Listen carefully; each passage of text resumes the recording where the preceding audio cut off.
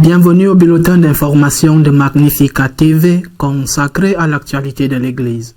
Aujourd'hui, mercredi 23 mars 2022, voici les titres.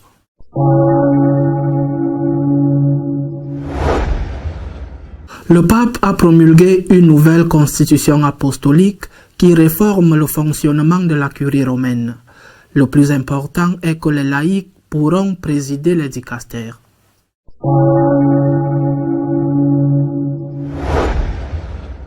Le pape a décidé de consacrer l'Ukraine et la Russie au cœur immaculé de Marie pour demander la fin de la guerre.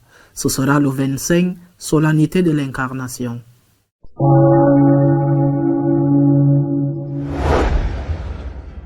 Les évêques du Chili ont demandé aux catholiques de voter contre la nouvelle constitution qui fait de l'avortement un droit de l'homme.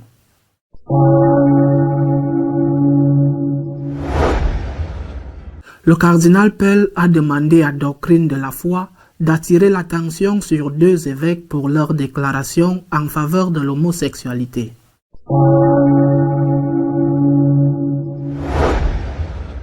Les religieuses polonaises ont mis leur couvent au service des réfugiés qui arrivent d'Ukraine, et ce sont des milliers qui y ont trouvé un foyer provisoire.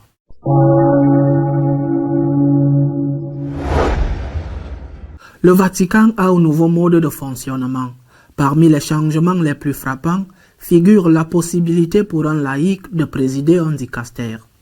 Le pape François a promulgué la nouvelle constitution Praedicate Evangelium qui réforme la curie romaine et qui entrera en vigueur le 5 juin et qui abrogera alors le Pastor Bonus promulgué par Saint Jean-Paul II en 1988.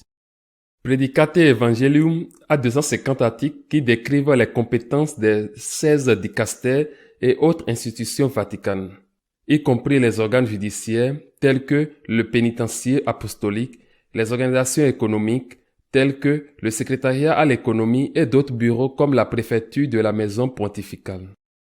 La nouvelle constitution prévoit la fusion de certains organismes. Le Conseil pontifical pour la nouvelle évangélisation et la Congrégation pour l'évangélisation des peuples fusionnent dans le dicastère pour l'évangélisation qui sera directement présidé par le pape. De même, le Conseil pontifical pour la culture et la Congrégation pour l'éducation catholique s'unissent au sein du dicastère pour la culture et l'éducation. Le rôle de la secrétairerie d'État n'est pas sensiblement modifié. Parmi les changements reflétés dans la nouvelle constitution, il y a la création du dicastère pour le service du développement humain intégral, qui regroupe les thèmes sociaux de l'Église, ou du secrétariat pour l'économie, qui gérera toutes les finances du Vatican, y compris les fonds de la secrétairerie d'État. En outre, un dicastère spécifique a été institué pour le service de la charité, qui était jusqu'à présent la aumônerie apostolique. Il est également stipulé que tout fidèle peut présider un dicastère ou un organisme, compte tenu de sa compétence particulière, de son pouvoir de gouverner et de son rôle. En effet, dans plusieurs dicastères comme celui des laïcs et de la famille, les laïcs occupent déjà ces postes de gouvernement.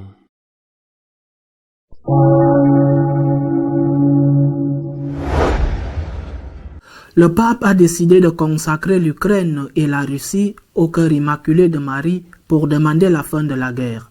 Ce sera le 25, solennité de l'incarnation. Le pape François consacrera la Russie et l'Ukraine au cœur immaculé de Marie le vendredi 25 mars lors d'une célébration pénitentiaire dans la basilique Saint-Pierre du Vatican. En même temps, cette consécration aura lieu à Fatima par le cardinal Krajewski. Des évêques du monde entier s'y joindront. Le 2 mars, dans une lettre au pape, les évêques ukrainiens suppliaient le pape, en ces heures de douleur incommensurable et de terribles calvaires pour notre peuple, de faire cette consécration comme l'a demandé la très sainte Vierge à Fatima. Dans l'apparition du 13 juillet 1917 à Fatima, Notre-Dame avait demandé la consécration de la Russie à son cœur immaculé, affirmant que si cette demande n'était pas satisfaite, la Russie répandrait ses erreurs dans le monde entier en promouvant des guerres et des persécutions contre l'Église. Les bons, a-t-il ajouté, seront martyrisés. Le Saint-Père aura beaucoup à souffrir. Plusieurs nations seront détruites. Après les apparitions de Fatima, il a eu plusieurs actes de consécration au cœur immaculé de Marie, mais ce n'est qu'en 1984 que Saint Jean-Paul II a fait cette consécration qui a été considérée comme valide par Sœur Lucie, la voyante de Fatima. Toutefois, elle ne mentionnait pas explicitement la Russie.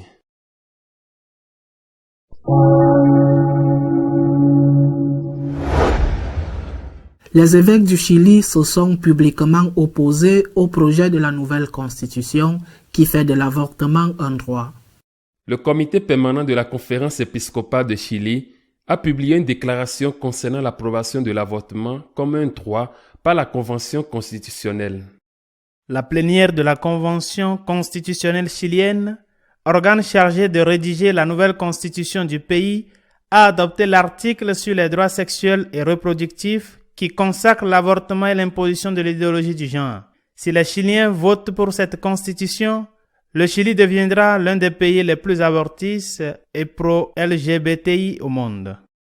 Les évêques affirment que la consécration de l'avortement comme droit constitutionnel est une atteinte très grave à la dignité de la personne humaine et empêchera de le réglementer, de sorte que des enfants peuvent être avortés juste avant leur naissance.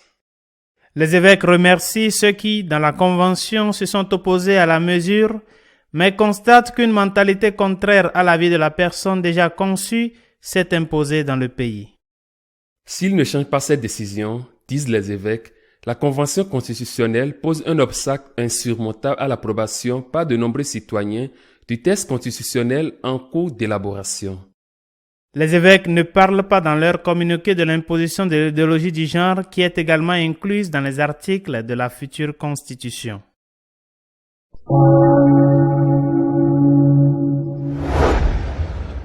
Le cardinal Pell a demandé à la doctrine de la foi de corriger publiquement 2 évêques qui ont soutenu la légalisation de l'homosexualité.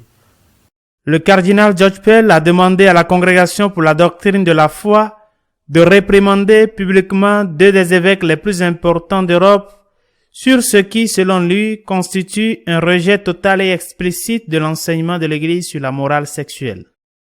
Dans une déclaration publiée le 15 mars, le cardinal Pell a demandé au dicastère doctrinal du Vatican d'intervenir et de porter un jugement sur les déclarations du cardinal Ulrich, rapporteur général du synode sur la synodalité, et de l'évêque Batzing, président de la conférence épiscopale allemande. Le cardinal jésuite Ulrich du Luxembourg et l'évêque Batzing du Limbourg ont récemment demandé que la doctrine de l'Église sur l'homosexualité soit modifiée, de sorte que l'exercice de celle-ci soit considéré comme valable. Le cardinal Ulrich a affirmé le mois dernier que l'enseignement actuel était erroné et que le fondement sociologique et scientifique de cet enseignement, sur lequel il était autrefois condamné comme sodomie, n'était plus correct. L'évêque Batzing a fait valoir que les relations entre personnes du même sexe étaient permises et ne constituaient pas un péché, et que le catéchisme devait être partiellement modifié pour refléter ce péché. Le cardinal Pell a dit que cet enseignement était erroné, car non seulement il rejette les anciennes doctrines judéo-chrétiennes contre l'activité homosexuelle, mais il sape et rejette l'enseignement sur le mariage monogame, l'union exclusive d'un homme et d'une femme.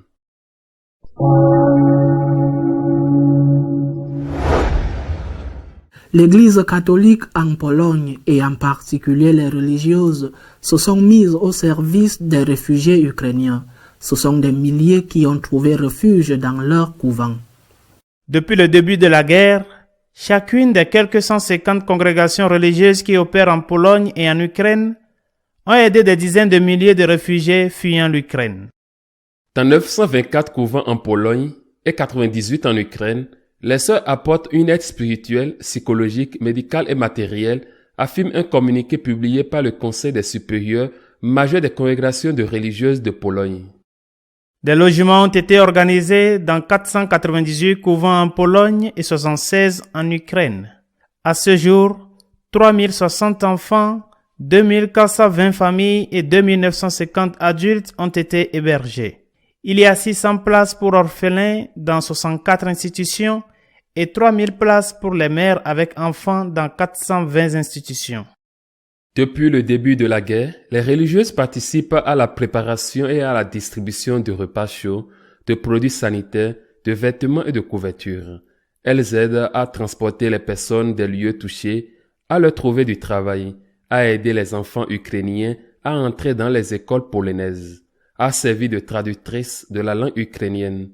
Les personnes âgées et les handicapés peuvent également trouver refuge dans leur institution. En Pologne, les communautés religieuses collectent constamment de la nourriture et des produits d'hygiène qui sont envoyés en Ukraine, livrés aux réfugiés ou aux maisons de congrégation où les victimes de la guerre reçoivent de l'aide. Les congrégations font également des dons financiers et transmettent des fonds par l'intermédiaire de leur fondation.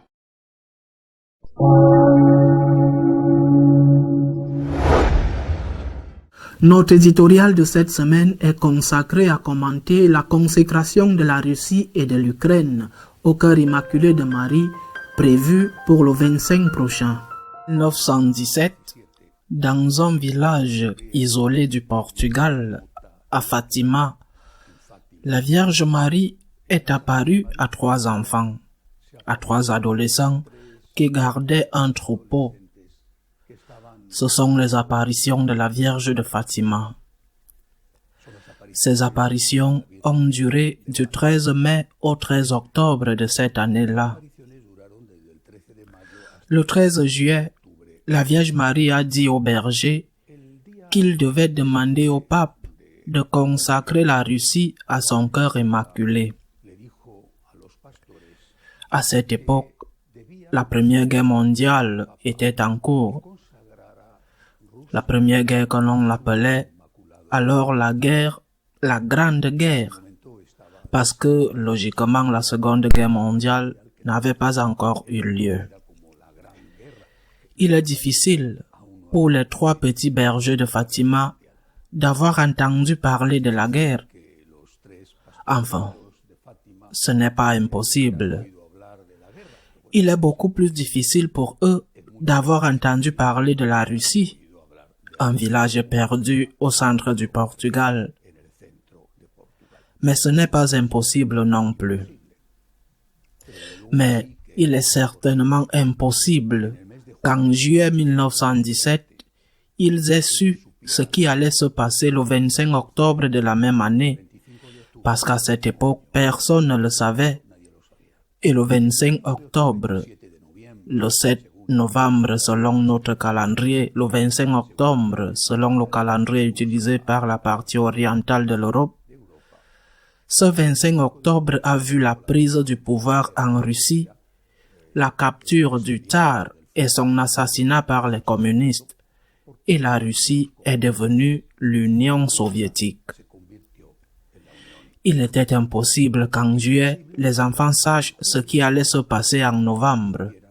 Octobre, novembre, impossible. Et pourtant, la Sainte Vierge leur a dit qu'il était essentiel de consacrer la Russie. J'insiste, peut-être n'avaient-ils jamais entendu parler de la Russie. Consacrer la Russie à son cœur immaculé, parce que sinon, la Russie répandrait ses erreurs dans le monde entier. L'Union soviétique n'existait pas encore. La Russie n'était pas encore communiste. La Russie répandrait ses erreurs dans le monde entier. Elle causerait des milliers de morts, la destruction des pays entiers. Elle ferait s'ouvrir l'Église et mettrait même en danger le pape lui-même. C'est une prophétie et elle s'est réalisée. Au début, les papes n'y prêtèrent pas grande attention, mais à mesure que l'Union soviétique devenait le danger annoncé par la Vierge, que le communisme démontrait sa cruauté, les papes commencèrent à s'inquiéter et à dire « Voyons si les apparitions de Fatima sont vraies ». Et ils commencèrent à faire la consécration de la Russie au cœur immaculé avec beaucoup de délicatesse. Cela s'est fait avec délicatesse pour ne pas offenser les soviétiques, jusqu'à ce que Saint Jean-Paul II, en 1984, avec les évêques du monde entier, fasse cette consécration. Mais, même en ce temps-là, le pape n'a pas nommé explicitement la Russie, mais a seulement fait des allusions. Cette consécration a été considérée comme valide par Sœur Lucie, qui était la seule encore en vie à l'époque de ces 3 petits bergers qui avaient reçu les révélations, les apparitions de la Vierge Marie. Et cette consécration a abouti à la chute du mur de Berlin 5 ans plus tard, qui a été le début de la fin de l'Empire et de la tyrannie soviétique. Aujourd'hui, en pleine guerre entre la Russie et l'Ukraine, l'invasion de l'Ukraine par la Russie, les bombardements des villes, le massacre des innocents, les évêques catholiques de rite latin en Ukraine ont demandé au pape de consacrer la Russie et l'Ukraine au cœur immaculé de Marie, et le pape a heureusement, dans un geste qui l'honore, accepté cette consécration pour le 25 mars. De nombreux évêques ont déjà annoncé qu'ils rejoindraient le pape à ce moment-là, de nombreux évêques. Le pape a également envoyé un cardinal d'origine polonaise à Fatima pour qu'en son nom, là-bas à Fatima, alors qu'il le fait à Rome, que ce cardinal fasse la consécration depuis Fatima. Je crois qu'il s'agit d'un grand pas en avant qui aurait dû être fait depuis longtemps, mais nous devons en être reconnaissants et le soutenir autant que possible, et nous devons nous joindre à cette consécration que le pape et les évêques vont effectuer le 25 mars. Une anecdote historique raconte que lorsque l'Europe a été partagée après la guerre, plusieurs pays d'Europe de l'Est, catholiques, sont passés sous domination communiste, et Churchill, le dirigeant anglais, a demandé ce que le pape penserait de tout cela. Ce à quoi Staline, le tyran, le meurtrier, le communiste, a répondu: « Combien de divisions de chars le pape possède-t-il » Eh bien, il s'est moqué du pape. Il a pris des pays comme la Pologne ou la Hongrie, la Tchéquie, la Slovaquie, parce que le pape n'avait pas de division de chars pour l'arrêter. Mais nous avons quelque chose de plus fort que les divisions de chars. Nous avons le pouvoir de la prière. Et c'est pourquoi c'est la prière, naturellement avec d'autres choses, mais c'est la prière. La prière et la consécration de Saint Jean-Paul II qui a fait tomber ce que les chars ne pouvaient pas faire tomber, le mur de Berlin, le terrible empire des soviets. La prière est notre meilleure arme. Et je pense qu'il est excellent que la Russie et l'Ukraine soient reconsacrées et consacrées nommément au cœur immaculé de Marie. Mais cela ne suffit pas. Une consécration n'est pas seulement la récitation d'une prière. Ce serait trop facile. La Vierge à Fatima a parlé. Elle a demandé la conversion et la pénitence. Sans cette conversion, la consécration n'est qu'un bon souhait, même si elle a sa valeur. La conversion est nécessaire. L'Ukraine est le pays d'Europe et peut-être le pays du monde où il y a le plus de cliniques de maternité de substitution, des cliniques où les femmes sont fécondées en leur versant de l'argent pour avoir des enfants pour quelqu'un d'autre. Elles sont si nombreuses que le gouvernement les soutient tant qu'elles apportent des devises étrangères, ce qui est interdit dans de nombreux pays, mais pas en Ukraine. La maternité de substitution est un commerce florissant où l'était jusqu'à ce que la guerre éclate. En Ukraine, l'avortement est totalement autorisé jusqu'à 3 mois sans aucune raison. Jusqu'à 3 mois, il est valide et jusqu'à 7 mois, il est valide avec très peu d'exceptions. De plus, le président Zelensky, qui est considéré comme un héros en Europe occidentale, est un avorteur convaincu. Et bien que la législation de son pays soit très permissive jusqu'à 7 mois, il dit que ce n'est pas suffisant et qu'il faudrait l'étendre encore plus. En Ukraine, l'idéologie du genre a été introduite et les évêques gréco-catholiques l'ont déjà dénoncée et ont protesté contre elle. Bien sûr, sans succès dans leur protestation. Consécration de la Russie et de l'Ukraine au cœur immaculé de Marie. Magnifique nouvelle qu'il faut soutenir. Mais la conversion est nécessaire. La guerre qui martyrise l'Ukraine est inhumaine, elle est effroyable. Mais il ne faut pas oublier les morts d'innocentes qui tombent chaque jour à cause de l'avortement dans ce même pays, car la loi le permet. J'insiste, une des plus permissives du monde, et ils veulent encore l'étendre encore plus. Consécration avec conversion, sinon il n'y aura pas de paix. Tant qu'il y aura des lois meurtrières contre les innocents, peut-être que les avions ne feront pas tomber les immeubles, espérons-le. Nous croyons que Dieu a le pouvoir d'arrêter la guerre et que nos prières sont entendues. Mais il y a d'autres guerres, d'autres crimes, il y a d'autres innocents tués. Alors, consécration, oui. Rejoignons le pape dans la consécration, oui. Mais demandons que parallèlement à cette consécration, il y ait une conversion des cœurs et que l'Ukraine qui émerge de cette catastrophe soit une Ukraine beaucoup plus humaine, où les vies de tous les innocents sont protégées et sauvegardées. À la semaine prochaine, si Dieu le veut.